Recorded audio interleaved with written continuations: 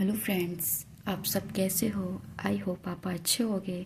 आज हम आपके लिए UPSC means GS paper third के बारे में बात करेंगे।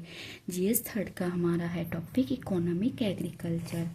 फ्रेंड्स, आप सभी को नोट्स बनाने से पहले सिविल सेवा परीक्षा प्रारंभिक एवं मुख्य परीक्षा के लिए पाठ्यक्रम पुस्तक होना अनिवार्य है, जिससे आप चैप्टर वाइज यूनिट में चैप्टर वाइज आप पता कर सकते हैं कि हमारा कौन सा सिलेबस कौन से यूनिट कितनी आ रही है। जैसे कि आज हमारी यूनिट है यूनिट 4, मुख्य फसल, देश के विभिन्न भागों में फसलों का पैटर्न, इकोनॉमिक एग्रीकल्चर। आज हम मुख्य फसल के पैटर्न के बारे में बात करेंगे। भारत 58% आबादी कृषि पर निर्भर है। कृषि व्यावसायिक क्षेत्र जीडीपी में 20% है, 20% में योगदान, और 2020 में 201% जीडीपी में है। सर्वाधिक शुद्ध फसल क्षेत्र भारत टॉप स्थान नंबर 1 स्थान पर है। फसल प्रतिरूप क्रॉपिंग पैटर्न, फसल प्रतिरूप शस्य रूप प्रारूप किसी विशेष क्षेत्र में एक निश्चित समय काल में विभिन्न फसलों का अनुपात या किसी एक क्षेत्र में एक विशेष समय में विभिन्न प्रकार की बोई गई फसलों से। फसल प्रतिरूप प्रकार पर निर्भर करता है। फसल प्रतिरूप कारकों पर निर्भर करता है। अधिक में उनके बारे में बात करेंगे।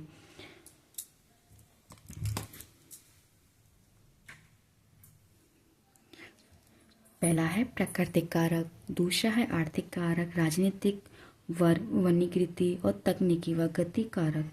पहले हम जलवायु प्राकृतिक कारक के बारे में बात करेंगे। जलवायु, वर्षा एवं तापमान, भौगोलिक, उच्च उच्च मृदा, जल स्रोत।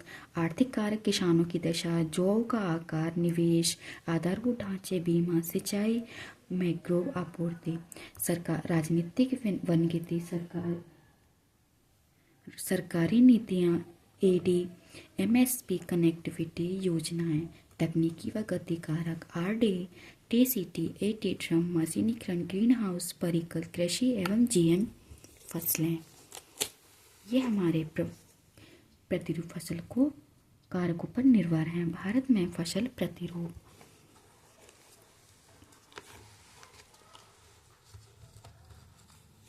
कारक, भारत में फसल प्रतिरूप फसल विविधता व गहनता को प्रभावित करने वाले कारक।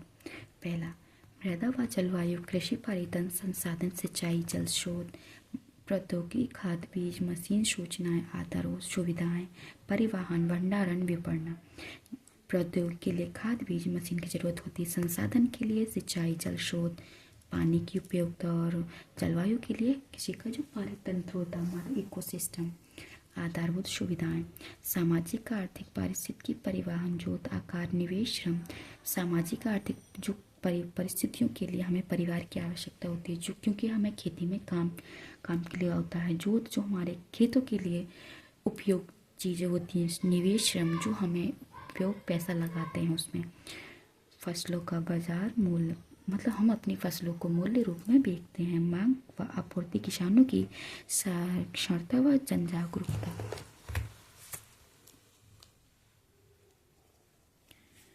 भारत में फसल प्रतिरूप के उदाहरण। फसल प्रतिरूप मुख्य रूप से फसल उत्पादक व उसके भौगोलिक विस्तार पर निर्भर करता है। पहला, गेहूँ, धान गेहूँ प्रतिरूप। धान सिंधु गंगा नदी प्रदेश में देखने को मिलता है। पंजाब, यूपी, पंजाब, हरियाणा, बिहार, पश्चिम बंगाल, एमपी में देखने को ज़्यादा मिलते हैं धान गेहूँ। मुद्दे, उत्पादक में गिरावट कारक, मृदा पोषण, भूमिगत जल, जल प्रदूषण, कीट हमले अधिक देखने को मिलते हैं। इनकी वजह से उत्पादक में गिरावट का कारण होता है। हरित क्रांति प्रदेश, खाद्यान्न आत्मनिर्भरता, गेहूँ चावल उत्पादन। कुछ फसल का लाभ सीमित क्षेत्रों में ही मिलता है। सामाजिक आर्थिक असमानताएं, परिवहन समस्याएं। दूसरा, चावल प्रतिरूप, संचित व आर्द्र तटीय क्षेत्र, उड़ीसा, तमिलनाडु, आंध्र प्रदेश, कर्नाटक, केरल आदि में देखने को मिलते हैं। गेहूँ, मोटे अनाज प्रतिरूप, रबी की ऋतुओं में गेहूं के साथ जौ, चना, मेथी, सरसों, और खरीफ ऋतु में बाजरा, ज्वार, दालें व जायदा फसल में तरबूज, खरबूज आदि फसलें प्रारूप देखने को मिलती हैं। जैसे राजस्थान, हरियाणा, एमपी, गुजरात में मोटे अनाज की फसलें होती हैं। फसल शस्य ऋतुएं खरीफ फसलें जून से सितंबर, चावल, कपास, बाजरा, मक्का, ज्वार, तुअर और दक्षिणी क्षेत्र में राज्यों में चावल, मक्का, रागी, ज्वार, मूंगफली। रबी में अक्टूबर से मई तक गेहूं, चना, स्पेसीड, सरसों, जौ, चावल, मक्का, रागी, मूंगफली, ज्वार। जायदा अप्रैल जून सब्जी, फल, चारा, चावल, सब्जी, चारा ये हमारे दक्षिणी क्षेत्र में होते हैं। ये उत्तरी क्षेत्र में जून से सितंबर में, जून में बोई जाती है, सितंबर में काटी जाती है। ये हमारा ऋतु की कृषि होती हैं। भारत की मुख्य फसल व कृषि क्षेत्र चावल उत्पादक क्षेत्र गंगा ब्रह्मपुत्र घाटी प्रायद्वीपीय तटीय जलोढ़ मृदा व हरित क्रांति प्रदेश में क्षेत्र में होती है। चावल मुख्य फसल चावल के 7 फसलों का संयोजन चावल, पटसन, चारा। आसाम घाटी, उत्तर पश्चिम बंगाल, निम्न मैदानी क्षेत्रों में ये फसलें देखने को मिलती हैं और उगाई जाती हैं। चावल, दलहन, मोटे अनाज मध्य बिहार, पूर्वी एमपी, उत्तर यूपी में चावल, दलहन, अनाज की फसलें देखने को मिलती हैं जो अधिक की जाती हैं। चावल, कॉफ़ी, मसाले केरल व तमिलनाडु क्षेत्र के छोटे छोटे क्षेत्रों में देखने को मिलेंगे। संरक्षित कृषि निम्नलिखित या बंजर भूमि को पुनः कृषि योग्य बनाकर को प्रजाति की विविधता कारण को बढ़ावा देती है। जो बंजर जगह होती है उसके लिए वो उपयुक्त भूमि लाने को विविधता कारण को बढ़ावा देते हैं। संरक्षित कृषि के लाभ प्राकृतिक संसाधन व जैव विविधता संरक्षण। पहला, जलवायु परिवर्तन के प्रभावों को कम करना, फसल विविधता अधिक, कृषि उत्पादकता वृद्धि, कृषि निर्यात अधिक, जीडीपी में भी अधिकता। संसाधन संरक्षण का प्रबंधन से भी संरक्षित कृषि को लाभ होता है। और कृषि के बारे में संरक्षित कृषि के बारे में पढ़ते हैं जैसे फसल चक्रीकरण, फसल विविधताकरण, मिल्चिंग, मृदा संरक्षण, रासायनिक प्रयोग कम व धीरे धीरे समाप्त, रसायन प्रयोग व धीरे धीरे समाप्त, जैविक खाद, स्थायी मृदा आवरण, शून्य जुताई कृषि। संरक्षित कृषि के बारे में हम यूपीएससी मेंस के पेपर में शॉर्ट फॉर्म में लिखने के लिए ज़्यादा आता है तो आप इस तरीके से नोट्स फॉर्म वहाँ के सेम टू सेम लिख सकते हैं। मैंने यूपीएससी के पेपर जो शॉर्ट तैयारी होती है उसी के हिसाब से मैंने बनाई है ताकि हम रिवीजन अच्छे से कर सकें, बार बार कर सकें। भारत में दूध, दाल, मसाले, चाय, काजू, जूट विश्व में प्रथम है और गेहूं, चावल, फल, सब्जियां, गन्ना, कपास, तिलहन उत्पादन विश्व में दूसरे स्थान है। मतलब फल और चावल इनका दूसरे स्थान है, भारत में इन सब चीज़ों का पहला स्थान है। जीरो बजट नेचुरल फार्मिंग, शून्य लागत पर कृषि। 4 पिलर हैं, 4 खंभे हैं, बीज मृत, जीव मृत, मिल्चिंग एवं वाफस सॉइल मिल्चर। जीरो बजट नेचुरल फार्मिंग के बारे में बात करते हैं। अंतर फसल एक साथ कई फसलें की जाती हैं, मतलब कुछ अंतराल में। जैविक उर्वरक का प्रयोग व रासायनिक उर्वरकों व कीटनाशकों के उन्मूलन में किया जाता है। मल्चिंग मृदा की नमी संरक्षण को लाने में करते हैं। समोच्च रेखा व मोड़दार बंदी करते हैं, हम मोड़ बनाते हैं खेतों की। आसपास के प्राकृतिक संसाधनों का प्रयोग, परंपरागत व देसी बीज, प्राकृतिक जल स्रोत का पुनर्भरण। ये हमारे जीरो बजट नेचुरल फार्मिंग के पॉइंट्स हैं। आप इनको पेपर के तैयारी से भी नोट डाउन करते रहना। ये हमें बहुत इंपॉर्टेंट पॉइंट्स मिलते हैं। 2018 में Andhra Pradesh zero budget natural farming घोषणा के तहत 2024 का 60 लाख किसानों को जोड़ा गया है। मतलब जो शून्य लागत कृषि उत्पादन होता है उसमें 60 लाख किसानों को जोड़ा गया है। हरित क्रांति, ग्रीन रिवॉल्यूशन। भारत आज़ादी के बाद भुखमरी कुपोषण से जूझ रहा था। तीसरे पंचवर्षीय योजना में 1961 से 66 में हरित क्रांति आई थी। हरित क्रांति की विशेषता क्या क्या है हम उनके बारे में बात करेंगे। उच्च उत्पादकता बीजों का विकास, मतलब अधिक से अधिक बीजों का विकास किया। सिंचाई आधारभूत ढांचों का विस्तार, कृत्रिम उर्वरक व कीटनाशक का प्रयोग, मतलब कृषि करने के लिए अधिक से अधिक कीटनाशकों का प्रयोग किया था ताकि कीड़े ना लगे और हमारी फसल अच्छे से हो सके। मशीनीकरण व सब्सिडी मशीनों को उपयोग किया था।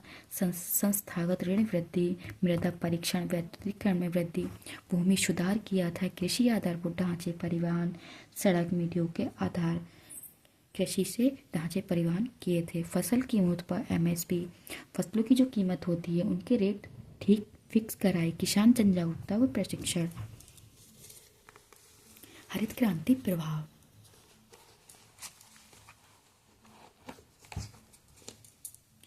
हरित क्रांति के प्रभाव सकारात्मक भी होते हैं और नकारात्मक। हम सकारात्मक के बारे में बात करेंगे। खाद्यान्न आत्मनिर्भरता, भूखमरी व कुपोषण की कमी, सीएडी की कमी और किसान आय में वृद्धि, खाद्य मृदा स्फूर्ति नियंत्रण, कृषि निवेश में अधिक और आरडीटी में भी अधिक, ग्रामीण रोजगार, आधारभूत ढांचे विकास एवं महिला सशक्तिकरण, ये हमारे सकारात्मक प्रभाव हैं जिनसे हमें खाद्यान्न में आत्मनिर्भरता मिली। कुपोषण की कमी हुई थी वो पूरी हो गई, आय में वृद्धि हुई, मृदा स्फूर्ति नियंत्रण हुई और कृषि निवेश में भी अधिकता हुई। ग्रामीण रोजगार और महिलाओं को सशक्तिकरण में सकारात्मक प्रभाव हुआ। नकारात्मक प्रभाव के बारे में पढ़ेंगे। सीमित फसलों को लाभ, जैसे कि गेहूं और चावल को हमें अधिक से अधिक फसलों में लाभ मिला था। सिविल सेवा क्षेत्र में उत्तर पश्चिम भारत, पूर्वी यूपी में सिविल सेवा क्षेत्र में ये गेहूं चावल का नकारात्मक प्रभाव देखने को मिलता है। ये गेहूं चावल में ही जो अधिकतर देश हैं उत्तर भारत में और यूपी में अधिकतर देखने को मिलता है। नकारात्मक आर्थिक सामाजिक असमानता, पर्यावरणीय समस्या, मृदा व जल प्रदूषण, स्वास्थ्य समस्या, जैव विविधता व वनों का ह्रास। क्योंकि गेहूं और चावल से हमारा जल अधिक होने से जो दवाइयाँ लगाई थी उनसे जल प्रदूषण हुआ और स्वास्थ्य समस्या भी और हुई। जैव विविधता वनों का ह्रास अधिक हुआ। हमारे कीटनाशक उपयोग करके हमारी कृषि कुछ हद तक बर्बाद हो चुकी थी। सब्सिडी दुरुपयोग, दलदली क्षेत्र का विस्तार। हरित क्रांति कुपोन्नति योजना, हमारी कृषि के लिए हरित क्रांति कुपोन्नति योजना चलाई गई थी। समग्र व वैज्ञानिक तरीके से कृषि उत्पादन में वृद्धि, केंद्र प्रायोजित आंदोलन योजना 2016 से 17 योजनाओं के मिशन कौन कौन से शामिल किए थे, हम उनके बारे में बात करेंगे। बागवानी के लिए एकीकृत विकास मिशन, राष्ट्रीय खाद्य सुरक्षा मिशन, सतत कृषि के लिए राष्ट्रीय मिशन, मशीनें, कृषि विस्तार पर उप मिशन, बीज व पौधे रोपण, कृषि मशीनीकरण, उप मशीनें, पौधे संरक्षण, कृषि गणना, कृषि सहयोग पर एकीकृत योजनाएं, कृषि विपणन, ई गवर्नेंस योजनाएं। फ्रेंड्स, ये कृषि की कुपोन्नत योजना है जिनसे हमारी कृषि में हरित क्रांति प्रभाव हुआ था। फ्रेंड्स, आप सभी को नोट्स कैसे लगे कमेंट सेक्शन में बताना। वीडियो को ज़्यादा से ज़्यादा लाइक करना, शेयर करना एंड सब्सक्राइब करना ना भूलें। फ्रेंड्स, मैंने इसलिए शॉर्ट नोट्स बनाया था ताकि आपको पेपर देते टाइम रिवीजन अच्छे से हो। रिवीजन अच्छे से होगा तो हम अपना आंसर राइटिंग अच्छे से कर पाएंगे। फ्रेंड्स, कमेंट सेक्शन में ज़रूर बताना कि आपके लिए नोट्स कितने हेल्पफुल होते हैं।